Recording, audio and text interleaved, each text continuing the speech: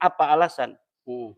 kita untuk menghormati lagi? Apa alasan itu pondok-pondok besar itu, mengakui mereka sebagai cucu Nabi? Apakah pondok-pondok itu punya dalilnya? Ya, Mana dalilnya? Nggak ada, hanya husnudzon saja. betul, betul, betul. In Dengan judul Ulama Nusantara Menggugat Nasab Palsu. Ini tertulis di atas Kiai Haji Imaduddin Usman Al-Bantani. Jawaban Kiai Haji Imaduddin Usman Al-Bantani terhadap buku Hanif Alatus dan kawan-kawan. Ini buku yang sangat tebal dan tentu belum saya baca. Tapi mungkin Kiai bisa memberikan penjelasan mengenai buku ini terlebih dahulu. Ya. Monggo untuk dijelaskan. Bismillahirrahmanirrahim. Ini buku saya beri judul Ulama Nusantara Menggugat Nasab Palsu. Ini buku ini adalah buku jawaban dari buku yang dikeluarkan oleh Rabita Alawiyah yang ditulis oleh Hanif Alatas dan kawan-kawan yang berjudul Keabsahan Nasab Balawi dan membongkar penyimpangan pembatalnya. Kenapa saya namakan buku ini Ulama Nusantara Menggugat Nasab Palsu? Karena memang dalam narasi hukum menggugat itu adalah ketika sudah ada parti, artinya ada penggugat, ada yang digugat. Penggugatnya adalah saya sendiri, yang digugat adalah Rizik Syihab, Lutfi bin Yahya, Taufik Segaf, Bahar Semit, wa akhwatiha. mungkin masih ada yang salah persepsi ya, karena saya melihat di media ya, itu masih ada yang mengatakan Habib palsu. Nah, gitu-gitu. Padahal kan memang kayak itu memang menggugat nasab Habib. Ya. Iya, karena memang selama ini kita telah salah di dalam membuat sebuah istilah. Bukan salah, tetapi sengaja dibuat salah oleh mereka yang selama ini menjajakan dan mengiklankan nasab mereka sebagai keturunan Nabi dan memiliki panggilan khusus namanya Habib. Nah, dari situ maka kemudian terbentuk di dalam alam bawah sadar umat Islam Indonesia dan umumnya bangsa Indonesia bahwa yang dinamakan turun Nabi itu adalah Habib. Sehingga sekarang ini ada kesalahan interpretasi tentang atau definisi daripada Habib itu, bahwa Habib itu adalah keturunan Nabi. Dan seseorang yang keturunan Nabi dari klan apapun disebut Habib. Padahal tidak seperti itu. Di dalam tradisi keagamaan, saya katakan tradisi keagamaan karena ini istidlal dari nasnya tidak ada, bahwa keturunan Nabi dalam sejarah keagamaan dan tradisi keagamaan kita adalah disebut Sayyid dan Syarif. Turunan Nabi dari zaman dulu itu disebutnya Sayyid dan Syarif. Karena ini kaum Ba'lawi di Yamannya itu tidak diakui sebagai turunan Nabi dan tidak boleh menggunakan Sayyid, begitu pula ketika di Makkah juga dipermasalahkan, maka dia mengambil sebuah istilah sendiri, yaitu bahwa nama mereka disebut Habib. Nah, orang-orang turunan Nabi asli di Yaman, di Mekah tidak keberatan. Mereka mengatasnamakan atau mengatribusikan diri dengan panggilan Habib itu, karena memang Habib itu tidak ada tradisi sebagai sebuah istilah untuk keturunan Nabi. Jadi orang Mekah itu menganggap ya Habib sebagai satu klan dari entah negeri mana, ya dari Yaman, mungkin banyak di Indonesia, tapi mereka tidak mengatakan bahwa Habib ini keturunan Rasul. Ya. Nah, justru itu yang terjadi sebaliknya. Kemudian mereka membuat narasi bahwa kalau keturunan Nabi itu seorang ulama dipanggil Habib. Itu di Indonesia. Bisa dibohongi kalau di Indonesia. Bahkan ada satu joke itu katanya cita-cita mau jadi apa anak kecil? Mau jadi Habib. Oke, kita balik lagi ke buku ini ya. Mungkin ada argumentasi yang konkret lah mengenai buku setebal ini. Iya. Mungkin sebelumnya saya ingin tanya, dijual bagaimana? Ini udah ada di marketplace, di Shopee dan lain sebagainya. Di yang jual penerbit di sana di Yogyakarta dan di Klaten. Jadi bukan dia sendiri yang? Iya, bukan. Kita jadi ya ini nulis dan menghibahkan itu. Menghibahkan pada teman saya. Ya. Nah, monggo ya disebutkan argumentasi paling tidak beberapa yang mungkin bisa diberikan kepada netizen. Iya. Saya selesaikan dulu tentang judul dulu ini. Ulama Nusantara menggugat nasab palsu. Nah, kenapa saya menggunakan menggugat? Karena sudah ada tergugat, yaitu Balawi. Saya mengatakan lapat menggugat dalam narasi hukum itu berarti perdata. Karena kalau di dalam pidana, orang yang menggugat disebut penuntut, orang yang tergugatnya disebut tersangka. Nah, apakah kita akan ke ranah yang setelah perdata itu ke pidana, itu nanti kita lihat. Iya. Ya, yang jelas ini karena sudah ada konten sia itu adalah sengketa dalam bahasa Indonesia, maka berarti sudah ada apa namanya itu dialektika antara penggugat dan yang tergugat. Maka kita menggunakan lafaz menggugat bukan berarti ini kembali ke awal, tetapi memang sudah ada dialektika, dan dialektika itu terjadi di mana tesis saya kemudian diantitesis dengan apa namanya buku keabsahan nasab mereka itu. Nah, setelah saya lihat di dalam buku-buku di dalam buku keabsahan nasab Balawi itu, semua dalil-dalil mereka itu mentah.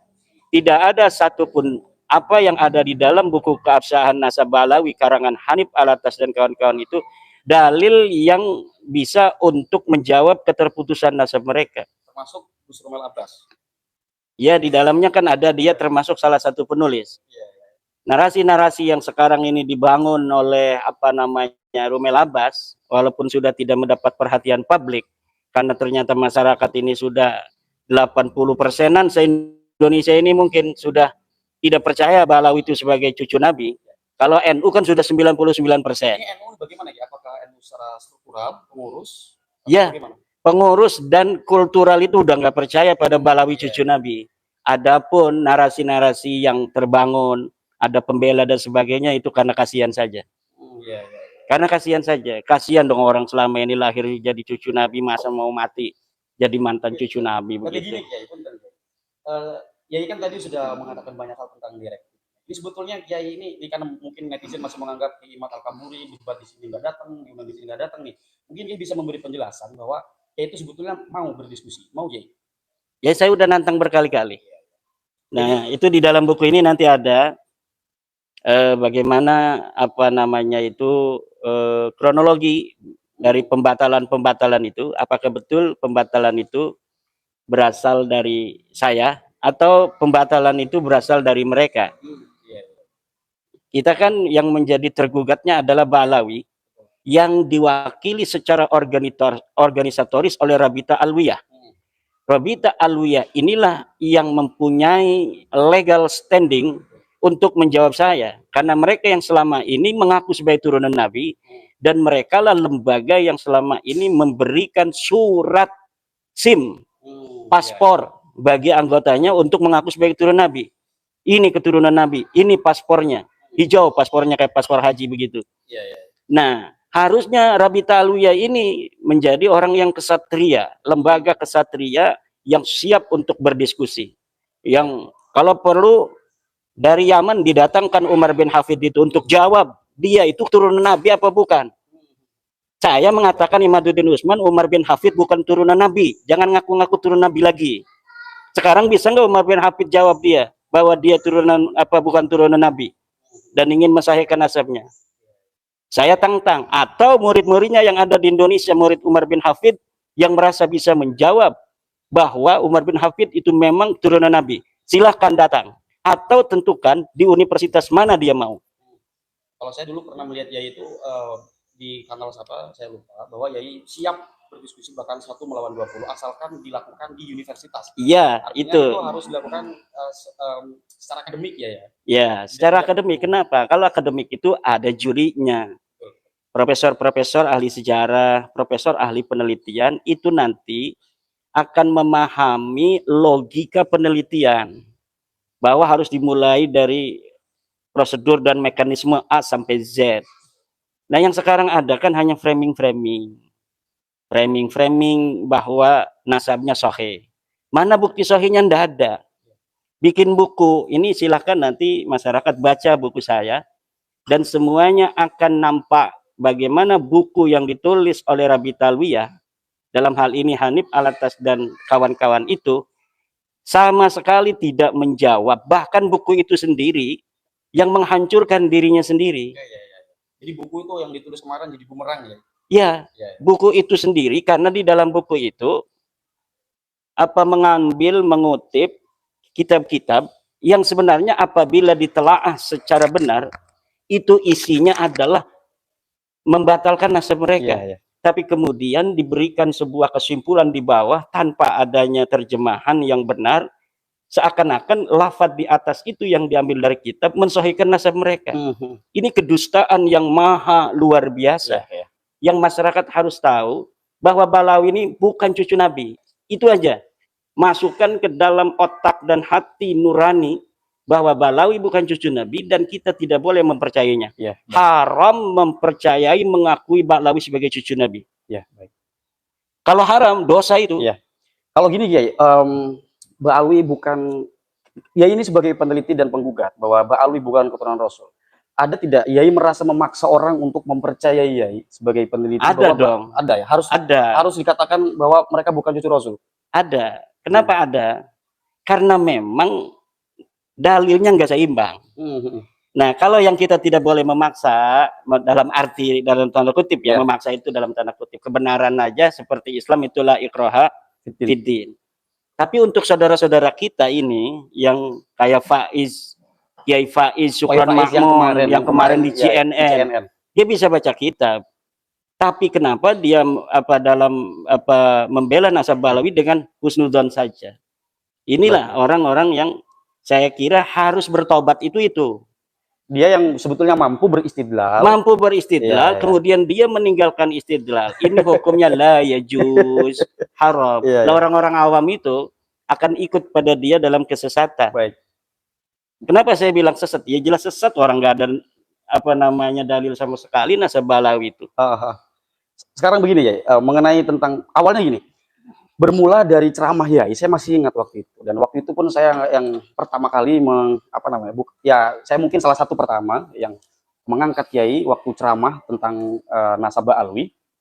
Dan pada akhirnya ceramah Yai itu bukannya berbicara soal nasab, tapi mungkin soal, kalau dalam bahasa pergerakan itu hegemoni. Dan ditemukan diskursus lain, semisal pemalsuan sejarah, pemalsuan kuburan. Nah, yang akhir-akhir ini ya, yang terjadi itu soal Jatman. Nah, mungkin Yai bisa memberikan gambaran atau pemaparan apa hubungan kemudian relevansinya ya mengenai kajian nasab sampai ke urusan Jatman ya. Jatman itu kan selama ini diketuai oleh seorang Ba'lawi. Lutfi bin Yahya itu Balawi. Walaupun nggak diakui dia di Rabitah, mungkin dia Balawi. Betul. Selama 20 tahun lebih dia memimpin Jatman. Ternyata 20 tahun memimpin Jatman ini punya agenda sendiri selain agenda-agenda PBNU. Agenda sendiri itu seperti apa? Ya mungkin untuk menunjukkan eksistensi dan otoritasnya saja. Banyak orang mengatakan bahwa rugi PBNU itu melepaskan Lutfi bin Yahya. Rugi dari mana?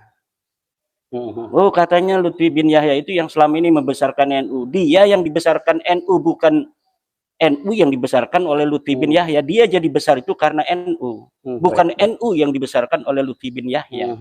Nah, kalau sekarang dia kemudian setelah diputuskan oleh PBNU bahwa Jatman harus kembali ke PBNU, dan PBNU telah menetapkan kongres kemarin di Donohudan, Solo, kemudian telah menetapkan siapa ketuanya dan siapa mudirnya. Lutfi bin Yahya masih kekeh ingin dia mengadakan sendiri itu kongres, maka ini berarti dia betul-betul telah nyata apa yang selama ini kecurigaan masyarakat bahwa dia punya agenda itu, maka akan semakin nyata bahwa memang dia selama ini punya agenda tersendiri di Jatman itu. Dia bukan membesarkan Jatman demi NU, tapi demi dirinya sendiri. Baik. Begini ya, kalau misalkan gini, kalau seandainya tidak ada kajian nasab yang dipelopor oleh Yai, mungkin tidak Jatman itu masih di tangan Habib Lutfi. Ya mungkin sekali, nggak bakal berani itu yang husnudon itu semakin takut itu kalau tidak ada kajian nasab ini. Kalau sekarang ini dia husnudon itu yang ngomong husnudon itu bohongan. Husnudon, padahal hatinya nggak percaya. Baik. Berarti selama ini masyarakat Indonesia kebanyakan ya tidak berani memberikan kritik kepada ceramah-ceramah sebagian Ba'alwi atau oknum Ba'alwi itu karena memang masih ada keyakinan dalam hatinya bahwa orang itu keturunan Rasul ya. Mungkin gitu ya. Iya nggak Bang Iza, Bang Hafiz? Karena mungkin kalau misalkan masih ada keyakinan mereka cucu Rasul, kita kan sebagai masyarakat Indonesia yang sangat mencintai Rasul, bahkan Maulidan di Indonesia itu ramai, jadi sangat berhati-hati. Nah, ketika ada muncul penelitian Kiai Imad dan diputuskan mereka bukan keturunan Rasul berdasarkan argumentasi-argumentasi yang dipaparkan oleh Kiai Imad, jadi mereka tersadar loh, ngapain selama ini gue takut gitu. Karena saya begitu ya dulu, sebelum ada penelitian ya itu, dulu Kiai saya ngomong gini, coba Hanif tuh ceramain, karena Kiai saya tahu saya main YouTube dulu, suka bahas Wahabi dulu tuh. Nah, Kiai saya bilang, Nif itu coba kritik itu siapa yang bilang Mi'raj Fakih Muqaddam 70 kali dalam sehari? Habib Rehan ya. Saya bilang nggak berani. Kenapa nggak berani? Karena ya tadi orang semua bilang keturunan Rasul. Nah, setelah muncul Kiai Imad ya udah lepas. Karena memang ya kalau dipikir-pikir ngapain Kita itu masyarakat Indonesia bukan takut sama Habib, takut sama Rasulullah. betul. Nah, sekarang ketika sudah terbukti jelas hakul yakin jiddan bahwa mereka sama sekali la yata'allaqu bin nabi nasaban wasanadan, insyaallah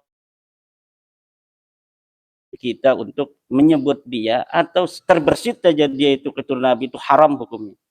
Karena kita selama ini masyarakat umat Islam itu menghargai dia itu bukan menghargai karena datiahnya, ya, menghargai nisbahnya dia kepada Rasulullah. Ketika nisbatnya itu sudah jelas bukan cucu Nabi, apa alasan kita untuk menghormati lagi? Apa alasan itu pondok-pondok besar itu masih mengakui mereka sebagai cucu Nabi? Apakah pondok-pondok itu punya dalilnya? Ya. Mana dalilnya? Nggak ada, hanya husnudon saja. Betul. Ini kalau mereka menganggap pondok mereka besar itu karena mengagungkan dan menghormati Habib, salah besar. Niat mereka selama ini menghargai habaib itu karena ada nisbah bahwa mereka ini bisa jadi cucu Rasulullah, itu bisa jadi barokah. Tapi ketika telah jelas bahwa mereka bukan cucu Nabi dan mereka masih mengakuinya, itu bukan barokah. Betul. Bisa jadi itu keterbalikan 180 derajat, hati-hati itu. Dulu mungkin naik keberkahan karena mencintai Rasul, sekarang menyakiti Rasul kalau menganggap Habib itu adalah sebagai turun Nabi. Iya. Baik ya, di tahun 98 sebelum tahun itu, sebelum reformasi, eksistensi Habib seperti ini tidak ya?